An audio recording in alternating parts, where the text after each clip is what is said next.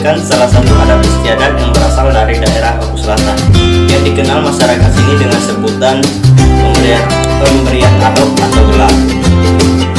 Acara pemberian adop atau gelar biasanya dilaksanakan pada resepsi pernikahan. Pada resepsi pernikahan, kedua pengantin akan diberi gelar atau adop oleh pemangku adat setempat. Misalnya, pengantin laki-laki yang bernama Raki Selebra akan diberi gelar dengan sebutan Aden Inton, dan pengantin perempuan yang bernama Putri Adinda akan diberi Imai dengan nama Bunga. Filosofi dari adat istiadat ini, yang pertama, tradisi ini berfungsi untuk menambah keakraban pengantin baru dengan keluarga dan masyarakat. Selain itu, digunakan sebagai panggilan nama sehari-hari.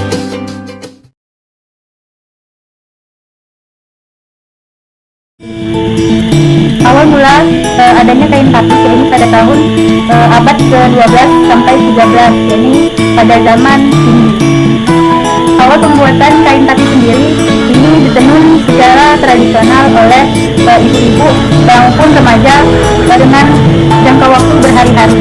Sudah ditenun, kain tapis ini kemudian dicelupkan ke warna-warna sehingga membentuk bagian warna-warna. Bentuk dari motif kain tapis ini sendiri bermacam-macam, seperti tumbuhan dan juga hewan. Dan juga seiring berjalannya waktu, kain tapis mungkin lebih mudah digunakan. Selain menjadi pakaian adat, kain tapis ini juga dijadikan sebagai pakaian sakral oleh masyarakat setempat.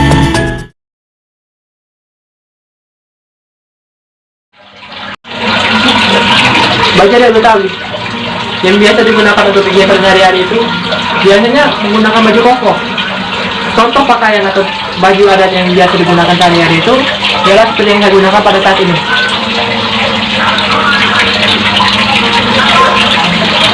Pakaian ini mempunyai filosofi atau makna sebagai identitas seorang lelaki yang rendah hati, sopan santun, dinamis, dan juga sangat berwibawa.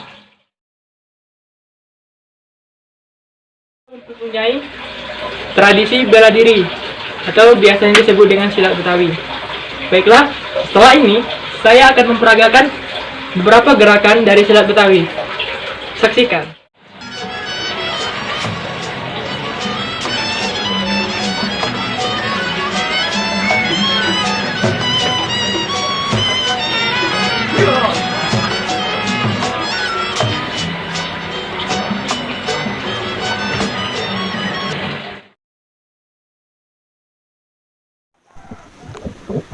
Assalamualaikum, Rep. Waalaikumsalam, Bus. Piye kabarmu saiki? Api kita, kepiye kabare? Alhamdulillah, api, Rep. Ana ngendi alaman omamu? Ing Dalan Swadaya, Gang Abadi, nomor 2122. Kepiye sampean? Jalan Mataram, lorong Madangkara. Idul mengko menyan. Oma kanti kunci. Yo, insyaallah. Ombai akas, sikam kok haga mulang, muli meranai, lagi rinca-rincaan. Ombai akas, sikam kok haga mulang, muli meranai, lagi rinca-rincaan. Moniku gawai handa, nyak gawai handa muni, moniku haga dinya, nyagani ku muni, nyagani ku muni. Ampar-ampar pisang, pisangku belum masak, masak sabiki digurung bari-bari, masak sabiki digurung bari-bari. Mangga repo, patah kayu bengkok, bengkok dimakan api, apinya cangcurupan, bengkok dimakan api, apinya cangcurupan. Nang mana batis kutung dikitipi dawa, nang mana batis kutung dikitipi dawa. Gendel, gendel, pak cucu, gendel,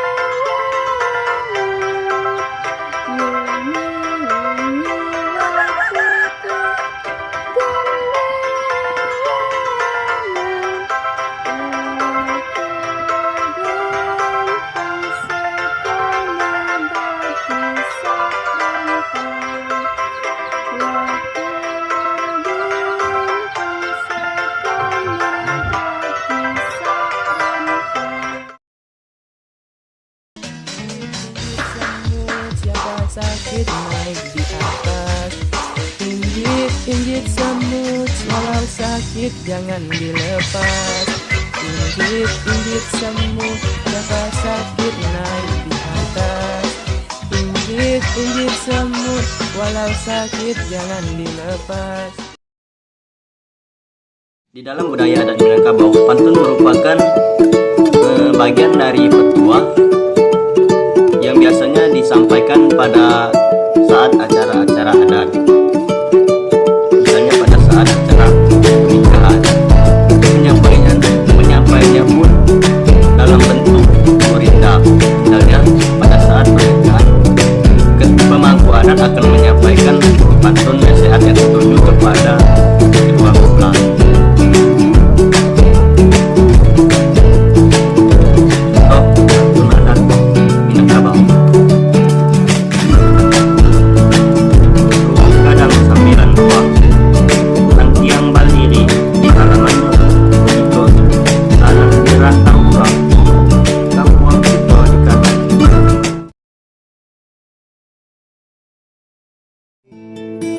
Mungkin sekarang di depan saya sudah ada salah satu ciri khas makanan yang berasal dari daerah Maluku Selatan yang sering dikenal masyarakat sini dengan sebutan borgibor. Borgibor sendiri memiliki cita rasa yang sedikit asam, mungkin karena dihasilkan oleh adanya campuran tempoyak. Dan tempoyak sendiri merupakan hasil implementasi dari buah durian. Pada awalnya, borgibor sama seperti bintang ikan yang ada pada umumnya. Namun, karena adanya campuran dari tempoyak, itu yang memberikan ciri khas cita rasa yang berbeda dari ikan pada umumnya. Penggunaan ikan untuk masakan borgibor biasanya menggunakan ikan air tawar, baik ikan mas, ikan mujair, dan sebagainya. Filosofi dari masakan ini diambil dari namanya, yaitu borgibor, yang berarti tidak beraturan atau beraturan. Itu yang menunjukkan ciri khas dari daerah Maluku Selatan yang merupakan banyak sekali adat istiadat dan perbedaan budaya lainnya, dan menunjukkan cita rasa sebuah kedamaian.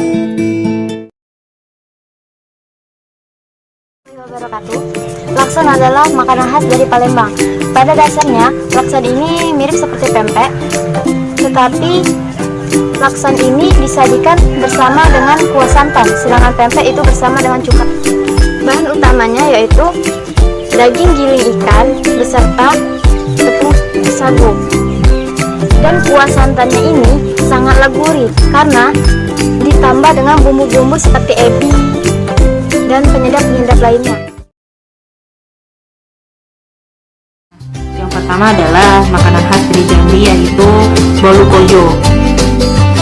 Nah, bolu kojo itu sama seperti bolu pada umumnya, tapi yang membuatnya beda adalah kalau bolu pada umumnya itu bentuknya lebih lembut, teksturnya lebih lembut seperti kue kering, tapi kalau bolu kojo ini dia teksturnya lebih padat dan lebih cenderung seperti kue basah. Dan kue bolu kojo ini dinamakan bolu kojo karena waktu pertama kali dibuat, bentuk loyang dari tempat pembuatan bolu kojo ini berbentuk seperti bunga kemboja. Khas dari Jawa Tengah yaitu lemper.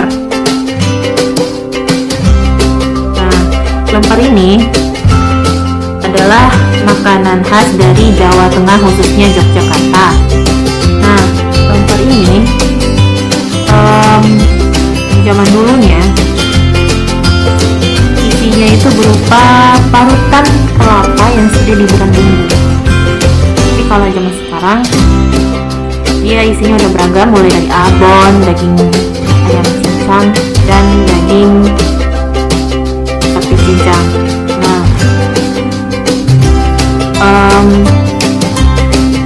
lemper sendiri memiliki filosofi yang sangat unik.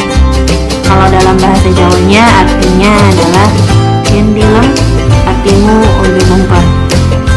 Nah, kalau diartikan tuh ya, artinya adalah ketika kita disanjung, kita jangan takabur. Jadi kalau kita disanjung sama seseorang atau dipuji, kita jangan langsung membanggakan diri, jangan langsung sombong, jangan langsung takabur. Jadi lempar ini mengajarkan kita untuk bersikap rendah hati. Perkenalkan makanan khas dari daerah Pasundan, Sunda, yaitu pepes ikan. Di sini saya memilih ikan patin sebagai bahan utama dalam pembuatan pepes. Menurut namanya, pepes sudah dikenal sejak lama pada zaman dahulu. Dalam pembuatannya, pepes dimasak dengan bumbu-bumbu racikan seperti dari campuran bahan serai, daun salam, dan juga kunyit. Kemudian dibalurkan ke ikan tersebut dan kemudian dipepes atau dibakar. Dan inilah yang dapat saya sampaikan. Terima kasih. Wassalamualaikum warahmatullahi wabarakatuh.